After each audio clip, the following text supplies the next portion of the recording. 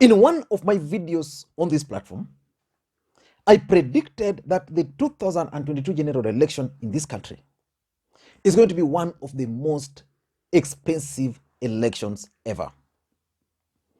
It's going to be the most expensive from the ward level, the constituency level, the county level, and up to the national level.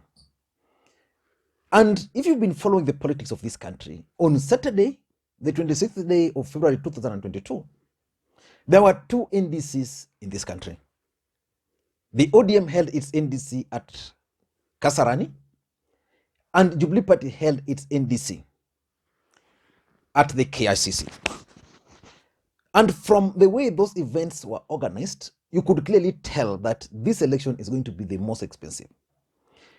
Jubilee Party's event was well organized. It was actually presidential, from the podium, from the setup, from everything. And you go to the ODM Party event, the same.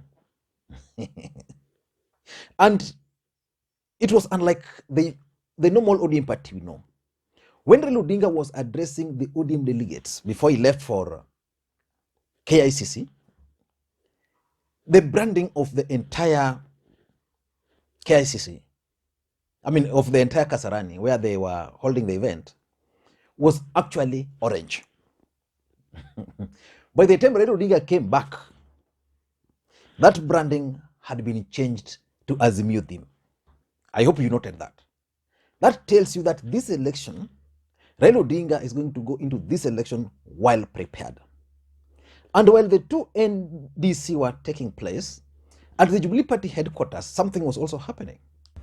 At the basement there were over 100 vehicles, 100 branded Jubilee vehicles.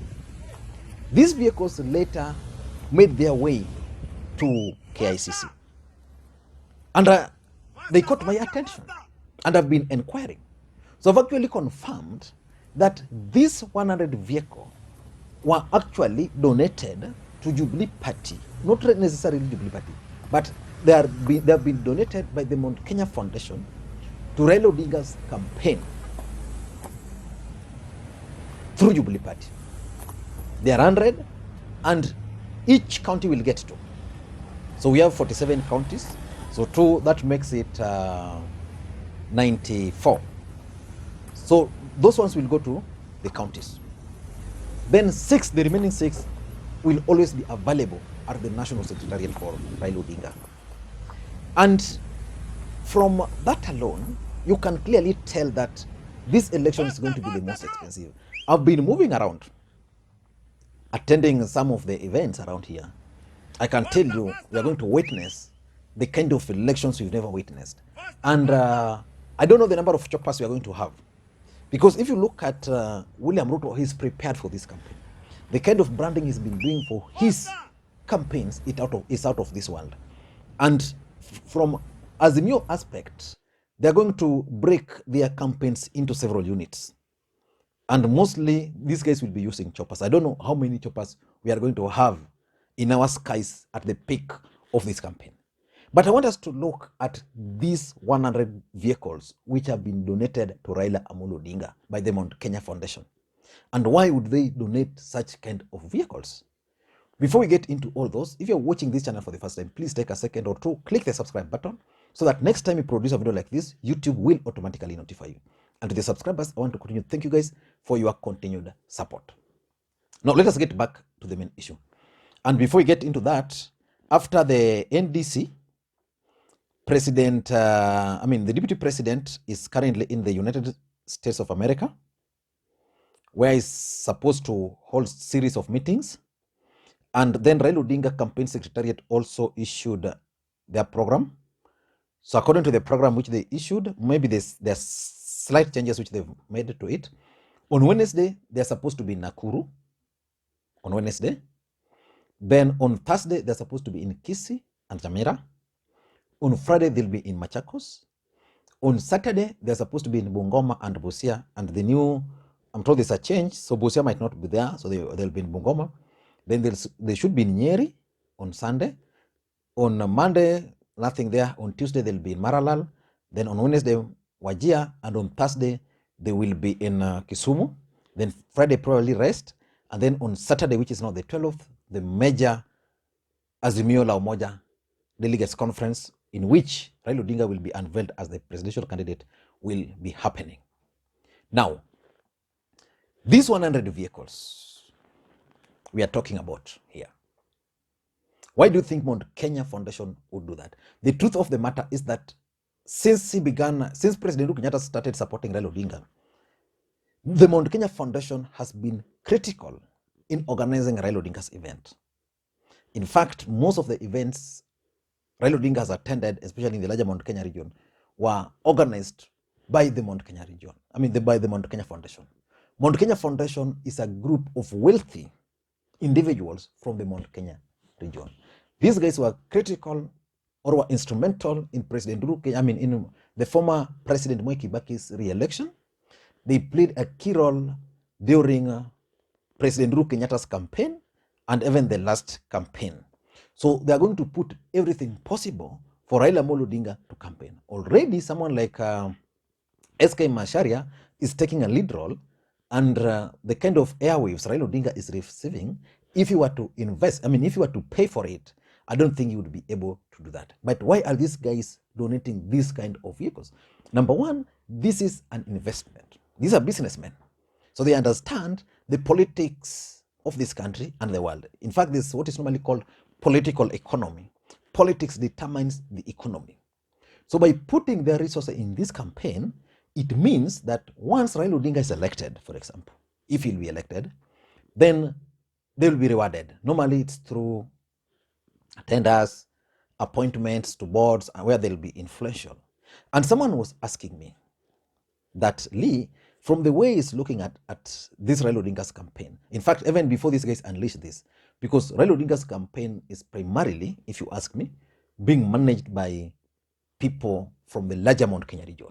So this guy was asking me that, Lee, is it possible that once Raila Odinga is elected the president, then these guys will be the biggest beneficiary? Like, where is the position, for example, of the Luos, the Luyas, and the people of the coastal region who've always stood by Raila Odinga? This guy was asking me this question because he was telling me, he's a guy who is well known within, he understands the operations here. He was telling me that there was a time, there was a fundraiser where Luo professionals actually met at Villa Rosa, and he was surprised that majority of people who went there in suits, in big cars, were contributing 100,000, 50 for the campaign. At the end of the day, the amount which was raised was not even 10 million. And he was surprised that there was a time Raila Odinga met with just a few of the Mount Kenya Foundation, and just abruptly these guys decided and they contributed 20 million. So these guys are investing. They are putting their investment in this campaign, so that once Raila Odinga is elected, then they can recoup their investment. Basically, that's the essence of politics, and that's why people invest in politics. That's number one. Number two, I think what they are doing by unleashing these vehicles is what is called psychological warfare. I know that day, people were shocked. Hey, hizi magari zote ni za Jubilee. Are they donated by the government? Or who? Now, where will they be taken to? All these vehicles. That's psychological warfare. So from that point up to now, I'm certain even William Ruto and his brigade are worried. Those who are contesting against President Uhuru Kenyatta's candidate in the larger Mount Kenya region are worried, because the president had indicated that he's going to fund each and every aspirant who will be contesting under Jubilee. So if you see those kind of vehicles ready, and they are coming to your constituency, and you are a member of parliament who is opposing the president coming from the larger Mount Kenya region, what would be your take? What would be running into your mind? That the president now wants to finish me. So basically, the idea of unleashing these vehicles is for the purposes of psychological warfare. And the third thing is that they're also sending a message that their support, the Mount Kenya Foundation support, to Raila Odinga presidential campaign is actually going to come through Jubilee Party. I want to assume that probably these are the guys behind the rebranding of Jubilee Party. Otherwise, in an ordinary circumstance, they would have organized these vehicles, rebranded them as Azimio, then donated them to Raila Odinga. So what they have done is the vehicles are branded, Jubilee. So assuming Raila Odinga will begin this tour, which is going to begin on Wednesday, then you'll have those vehicles accompanying Raila Odinga. So the presence of Jubilee will be there. So basically, they are trying to pass a message that as much as they are supporting Raila Odinga, that support is coming through Jubilee. And that's why I want you to understand or figure out the people who attended the Jubilee NDC and those who attended ODM NDC, especially those who are interested in Nairobi gubernatorial race. Rachel Shebes wants to run for the women rep, Jubilee, right? Richard Ngatia wants to run for the governor, Nairobi. Where was he? Jubilee, not ODM.